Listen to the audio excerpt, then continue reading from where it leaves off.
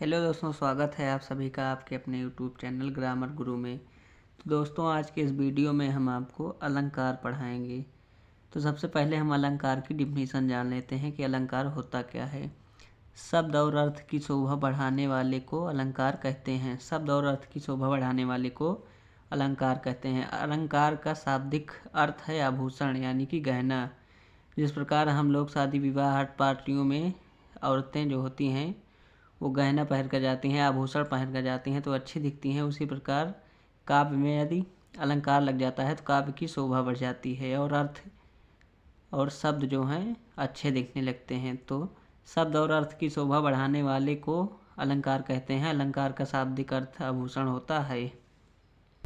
ये तो था अलंकार क्या होते हैं। अब हम आइए देखते हैं कि अलंकार जो है वो कितने प्रकार का होता है। तो अलंकार प्रायः दो प्रकार के होते हैं। अलंकार जो हैं वो प्रायः दो प्रकार के होते हैं। कौन कौन से? शब्दालंकार और अर्थालंकार। शब्दालंकार में कौन कौन से अलंकार होते हैं? तो पहला है अनुप्रास अलंकार शब्दालंकार में, दूसरा है यमक अलंकार, तीसरा है श्लेष अलंकार। और अब बात आती है अर्थालंकार की। तो अर्थालंकार में कौन कौन से अलंकार होते हैं? अर्थालंकार में हमारा पहला है उपमा अलंकार, दूसरा है रूपक अलंकार और तीसरा है उत्प्रेक्षा अलंकार। तो शब्दा अलंकार की वीडियो हमने आपको वीडियो फर्स्ट अलंकार का पार्ट जो था उसमें हमने बता दिया था। ये अलंकार का वीडियो सेकंड है, इसमें हम अर्थालंकार के बारे में बताएंगे। तो अगर आपने अभी फर्स्ट वीडियो नहीं देखा है तो अलंकार का फर्स्ट वीडियो आप जाकर देखिए। उसके बाद ये अलंकार की दूसरी सेकंड वीडियो है, इसमें हम आपको अर्थालंकार बताएंगे। तो अर्थालंकार में सबसे पहले हम उपमा अलंकार की बात कर लेते हैं।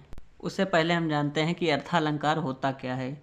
तो अर्थालंकार जहाँ अर्थगत चमत्कार उत्पन्न होते हैं, यानी कि जहाँ पर अर्थों द्वारा चमत्कार उत्पन्न किया जाता है वहाँ अर्थालंकार होता है। जहाँ अर्थगत चमत्कार उत्पन्न होते हैं वहाँ अर्थालंकार होता है। तो सबसे पहले उपमा अलंकार जानेंगे। उपमा अलंकार क्या होता है?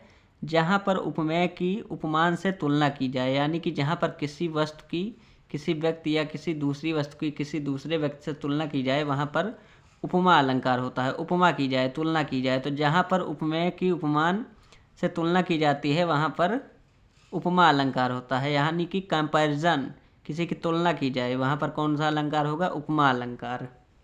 तो इसमें जो हमारा पहला एग्जाम्पल है वो है मुख चंद्र के समान है।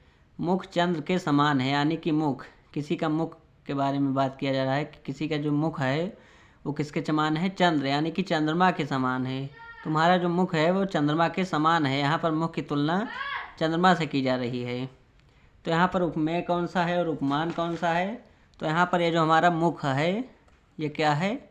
मुख जो हमारा है ये है उपमेय,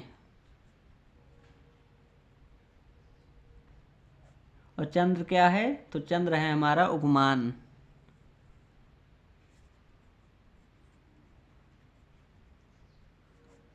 तो जहाँ पर उपमेय की तुलना उपमान से की जाती है वहाँ पर उपमा अलंकार होता है।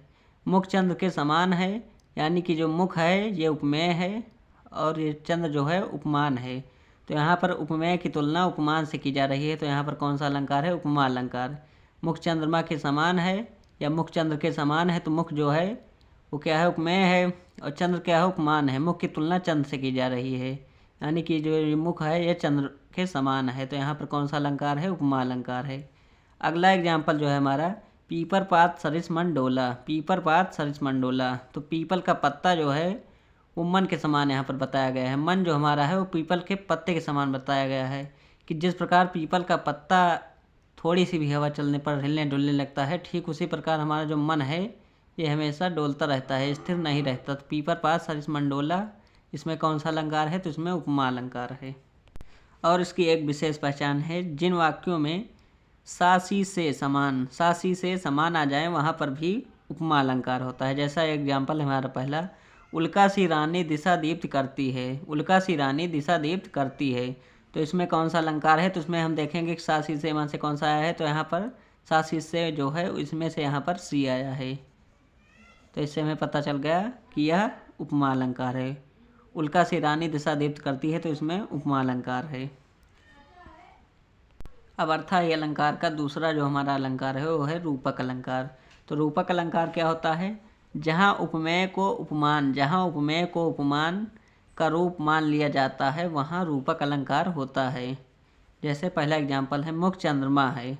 यहाँ पर मुख क्या बताया जा रहा है? चंद्रमा है। चंद्रमा के समान नहीं है, मुख जो है वो चंद्रमा ही है, तो मुख चंद्रमा है, तो यहाँ पर रूपक अलंकार। अगर यहीं पर होता कि मुख चंद्रमा के समान है तो वहाँ पर उपमा अलंकार। तो जहाँ पर समान बताया जाए वहाँ पर उपमा अलंकार, और जहाँ डायरेक्ट कह दिया जाए कि ये मुख जो है वो चंद्रमा ही है तो वहाँ पर हमारा रूपक अलंकार होगा। मुख चंद्रमा है तो इसमें रूपक अलंकार है। और अगला एग्जाम्पल है मैया मैं तो चंद खिलौना लय हूँ।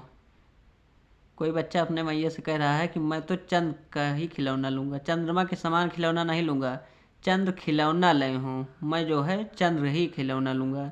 मैया मैं तो चंद्र ही खिलौना लूँगा, तो यहाँ पर रूपक अलंकार है। उसके बाद आता है अगला हमारा उत्प्रेक्षा अलंकार। तो उत्प्रेक्षा अलंकार में क्या होता है? जहाँ उपमेय में उपमान की संभावना की जाए, जहाँ उपमेय में उपमान की संभावना की जाए उसे उत्प्रेक्षा अलंकार कहते हैं। और इसकी एक जो खास पहचान है वो पहचान क्या है कि मनु मानो जनु जानो, मनु मानो जनु जानो, ये शब्द जहाँ आ जाए वहाँ हमें पता चल जाता है कि यह उत्प्रेक्षा अलंकार है। पहला एग्जाम्पल हम देखते हैं। पहला एग्जाम्पल क्या है हमारा? सोहत ओढ़े पीत पट, सोहत ओढ़े पीत पट, श्याम सलोने गात, मनो नीलमण पर्वत पर आतप पर्यो प्रभात। तो यहाँ पर क्या आया है? मनो। इन वर्डों में से मनो आ गया है, तो यहाँ पर हमें पता चलता है कि यह उत्प्रेक्षा अलंकार है। तो सोहत ओढ़े पीत पट, श्याम सलोने गात, मनो नीलमण पर्वत पर आतप पर्यो प्रभात। तो यहाँ पर कौन सा अलंकार है? तो यहाँ पर उत्प्रेक्षा अलंकार है। तो यहीं पर हमारा अर्थालंकार समाप्त हो जाता है।